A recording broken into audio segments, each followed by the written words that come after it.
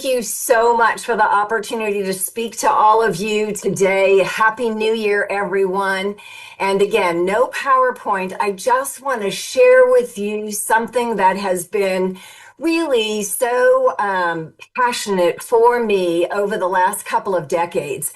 As Linda said, I've been in this business for 45 years, and the first 20 or so were traditional financial planning. I did everything that most advisors out there are telling you to do. And I hit a period from 2000 to 2003. Some of you may remember they call that dot-com bomb, when NASDAQ fell through the floor, and then it was followed sadly by 9/11, and 2002 just said, oh, let me round things out and be another rotten year. And at that time, all of the strategies we had been implementing for our clients no longer worked. And we had to rethink how to create the confident retirement. And so our book, that has been a result of the last 20 years of research with my business partner and daughter, Samantha Irish, called The Power of Three, really outlines how to create a worry-free retirement. But the other thing that's so important is taxes. And so this presentation really centers around helping you understand how to pay the least amount of taxes legally possible. What if I told you all that the largest expense that you're going to have in retirement is not going to be health care or spoiling your grandchildren? You see, you've all followed the rules, right? You've done all the right things, funded your 401k or IRA, SEP, Simple, whatever it was, because your CPA encouraged you and said, this is how you can lower your taxes. Suddenly, though, you're going to realize that what you created is the single largest debt of your lifetime, larger than your mortgage, interestingly enough. You see, saving for retirement, that strategy that the IRS, or I'm sorry, your CPA encouraged you to participate in, really was setting you up for that joint account with the IRS. And the problem is that the IRS in this partnership is the general partner. They're the ones that call all the shots. They tell you when you can take the money out, if you can take it out, how much you can put in, if there's penalties for taking out too early or too late, interestingly enough. And when the money comes out, guess whose cut comes first? Yep, theirs. Doesn't quite sound like the plan you signed up for, does it? What if there was a way that we could move the IRS to the back of the receiving line and move you and your family up to the front? Good news is there is. In fact, that's what we do. We have become known for helping our clients pay the least amount of taxes legally possible. Ladies, again, I am honored to be with all of you as I look around the screen. There's a couple of clients here, Patty, hello, and a few of you that I've not met and look forward to meeting.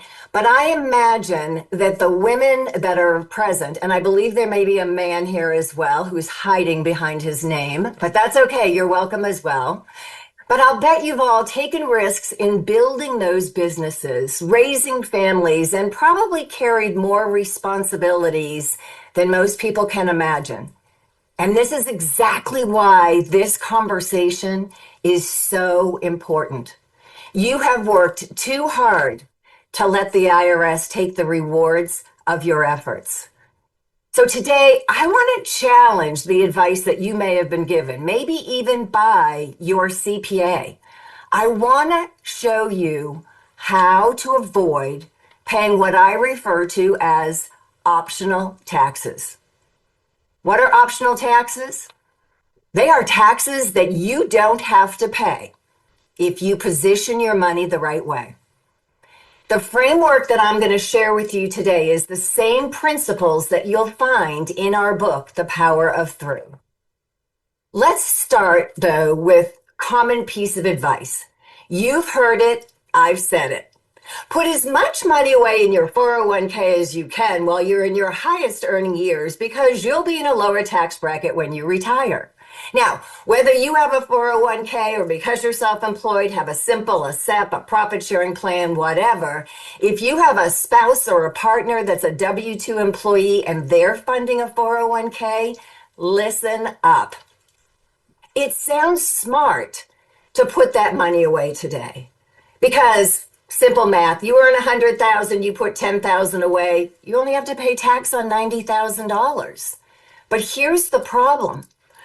Right now, if you're a business owner, your gray crayon is the best color in the crayon pack, right? You have wiggle room, you have deductions, you have opportunities to write things off. Also, we are in the lowest tax rate environment in history. Again, let me flash back. When I first got in this business in 1980, the top marginal bracket was 70%. People earning $100,000 a year were in the 59.5% bracket. So if I said put 10,000 in your 401k, which happened to be the limit at the time, I saved them $5,900. Now, roll the clock forward, that $10,000 grew and now they're having to pay tax. But worst case scenario, they're paying 37 or 39%, and most of them are paying 20 to 25%. They're still complaining, mind you. But it worked. The problem is it doesn't work today. And also, as a side note, for those of you who have children and maybe some who have grandchildren that are starting to save today, you've got to encourage them to think about the Roth IRA strategy. If they have an employer with a 401k that gives a Roth option, forget getting the tax deduction today. I don't care if you think you make a lot of money. If you're in your 20s or 30s, you are going to be making more in your 40s, 50s, and 60s when you retire. So taking the tax and saying, I'm just going to pay it on 10,000 now. Think about it. Is it better to pay on the seed or the harvest? Should you pay on the $10,000 that you can contribute? Or should you let it grow to $100,000 and pay on 100? Even if the tax rate's the same, you're going to pay more on 100 than you're going to pay on 10. Why didn't we think of that 40 years ago? I don't know. It was crazy, right? So lowering the taxes today feels good, but it really is setting you up for the largest tax bill of your lifetime when you're trying to enjoy a business exit, freedom, and the good life. Let me give you, this is going to be mind-blowing, ladies. Let me give you a real-life example. We had a woman who came to us from our TV show she had watched. She was working with Ken Fisher. And after seeing our show, and we talk about Roth conversions a lot, she went to her Ken Fisher advisor, of course it's never Ken Fisher, and said, tell me about a Roth conversion. I think I should do a Roth conversion. And they continued to say, oh no, the tax implications will be too great for you. Don't worry about it. Which drives me crazy because they're supposed to be fiduciaries. And the only reason I can think of them telling them not to do a Roth conversion is because it would take money out of their pot that they get paid on. Anyway, that's a side note. So she came to us with $1.4 million. And like many, she wanted to delay taking any money out of that until she was required to. Okay, here's another side note. When you're 59 and a half, you can finally take the money out of that account. Right now, the required minimum age got pushed out from 70 and a half to 73 for some. For most of you on the screen, it may be 75, okay? But 73, 74, and 75, thanks to Secure 2.0, Secure Act 2.0. So that means that you can leave the money in there. People thought that was great news. They celebrated. They said, yay, we don't have to take the money out. What the heck is going to happen to that bag of money from 60 to 73, 74, and 75? God willing, and the creek don't rise, it should double or more. So are you going to pay taxes on more money than you could just get it out today? Listen, nobody likes stroking a check to the IRS. I understand that better than anybody. My mother one time said, oh, I have to pay so much taxes. I said, I'll trade you. Anyway. So what we did for this client is we showed her that if she kicks the can down the road, and in our analysis that we run for anyone who would like to see it, the life expectancy is 95. So from 73 to 95, taking required minimum distributions out, her total tax burden, the amount she paid And because there was a balance still in the account, the family still had to pay taxes on that. The total tax was $1.6 million. Her account value was 1.4 when she started. So she's going to pay more in taxes over her lifetime than what the account even started with. Doesn't that sound criminal to you? So here's what we suggested. We said, let's do things differently. What if we pay the taxes now? Not over a long period of time, but let's rip the Band-Aid off and get that paid in 5 years. A lot of people want to fill up the bracket. Have you heard that? Fill up the bracket. If you want to stay at the 22 or the 24 and your income is this and the bracket top is here, we'll just fill that up. You know what the problem with that strategy is? You're never going to get the money out of there because hopefully your account is still growing. So by ripping the Band-Aid off, we pulled out $280,000 5 times.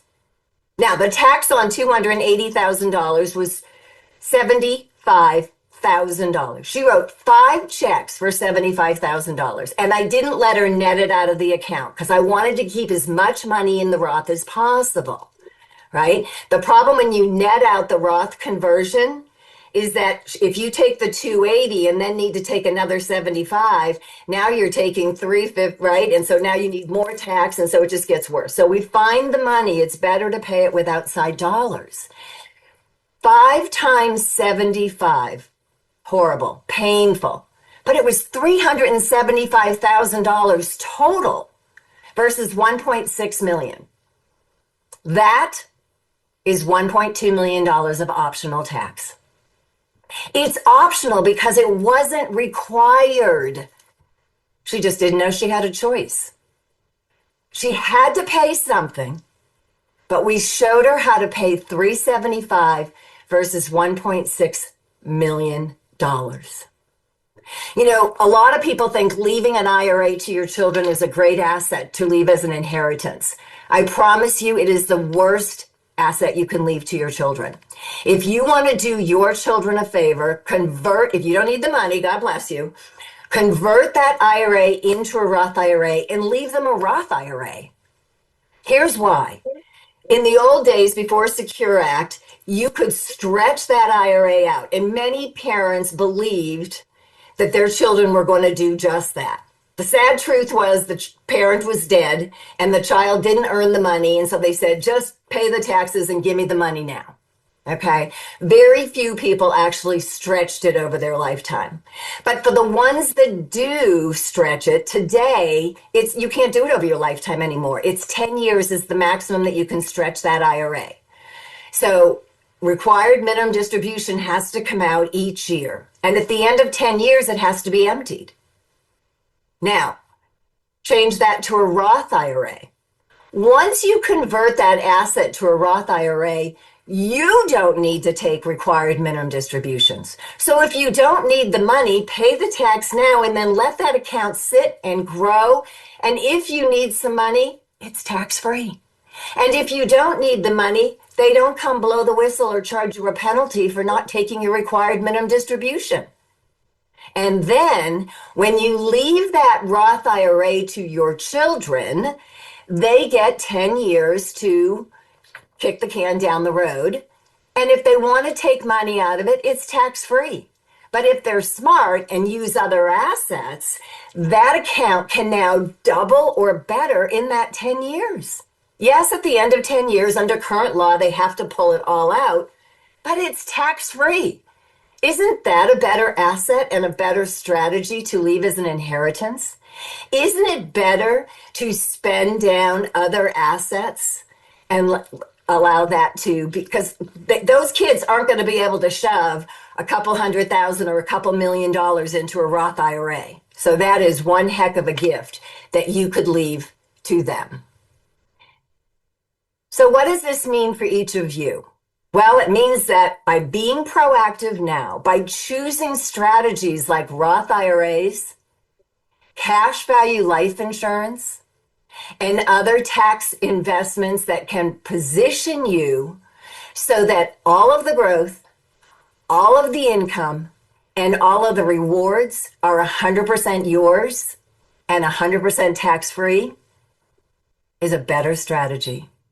And when you overlay this strategy with our Power of Three framework, now we can secure guaranteed income, have liquidity, and allow growth, true growth. You know, a lot of people, when they hit retirement, they say that they have to reduce their risk tolerance. They have to, be in that 70, 30, 60, 40, whatever portfolio. They have to have bonds and they have to, no, trust me, 45 years doing this, that doesn't work. We have the secret sauce. We understand how, when you position your assets correctly with the Power of Three strategy, the assets that are in the growth mode can truly grow and give you the reward for the risk that you're taking with that money. Is the market going to go down? Yep. Does it go back up? Yep. I've been doing this for 45 years. Sometimes it takes 3 or 4 years to come back. Sometimes it takes 3 or 4 months to come back. But if you look at the market over time, it always comes back. And so by having income that covers all of your expenses and needs, guaranteed, and having liquidity for emergencies and opportunities, you're never in a position where you need to sell on a down day. That is the key to the Power of Three. But the key is to create the confidence that no matter what the IRS does, no matter how taxes may change, your lifestyle in retirement remains secure. Have you ever heard someone say, wow, we really dodged a bullet there? Yeah, guess what? By having tax-free assets, you get to stay out of the line of fire. So you can keep doing what you're doing and risk putting yourself in a position to incur the largest debt that you will ever have, or you can look at tax-free planning. Remember, tax deferred isn't tax-free. It's kicking the can down the road. And that's the problem with that RMD and pushing that out. All they did was kick, the IRS did not do any of us a favor. They did themselves a favor. Yeah, they have to be a little more patient, wait for their check, but they're going to get more because you've got more. It's going to be bigger. And we only know what the next 3 years looks like for taxes. Remember, every 2 years, your taxes are up for election. Be careful how you vote. So you can run, but you can't hide. The IRS knows where you live. I hope what I've shared here today gives you reason to consider being intentional, to learn the options that you can put in place to be in a place of control. That has always been my number one goal for our clients, to put them in a position of control, to reduce their tax burden, to secure income and create a retirement that they can truly, truly enjoy. Listen, taxes aren't going to go away, but overpaying them can. As Linda said at the beginning of the meeting, we are happy to meet with any one of you. You can book a free consultation today and learn how to protect more of what you've worked so hard to earn before the IRS claims it first. There's no cost, no obligation. You can book a 15-minute call, a 30-minute call. I can run a tax burden analysis for you. And now I would love to answer what I hope are a bunch of questions that you jotted down while I was babbling on at 100 miles an hour.